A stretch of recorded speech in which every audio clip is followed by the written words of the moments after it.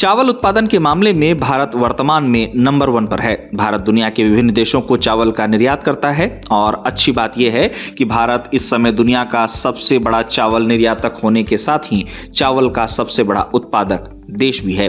इसी बीच अब विश्व व्यापार संगठन ने भी माना है कि इस साल चावल अब तक 29% तक सस्ता हुआ है और चावल समेत अन्य खाद्य सामग्री 2022 के अपने उच्चतम स्तर से 39% सस्ती हो गई है। विश्व व्यापार संगठन की रिपोर्ट के मुताबिक भारत के चावल निर्यात से न केवल चावल की कीमतों पर लगाम लगी है, बल्कि चावल से बनने वाली अन्य चीजें भी महंगी होने से रुक गई हैं। रिपोर्ट में बताया गया है कि भारत द्वारा चावल को लेकर नीति में किए गए बदलाव ने ग्लोबल चावल की कीमतों में 29% की गिरावट लाई है और इससे खाने पीने की चीजों की महंगाई कम करने में मदद मिली है, खासकर सेनेगल और बांग्लादेश जैसे अफ्रीकी और एशियाई देशों में जो भारतीय चावल पर बहुत ज्यादा निर्भर हैं। आपको बता दें कि इससे पहले भी 1 अक्टूबर को विश्व व्यापार संगठन की एक रिपोर्ट आई थी जिसमें बताया गया था कि भारत द्वारा एक्सपोर्ट पर बैन हटाने से चावल की कीमतें एक साल में 35% गिरकर 2017 के बाद सबसे निचले स्तर पर पहुंच गई हैं। इस तरह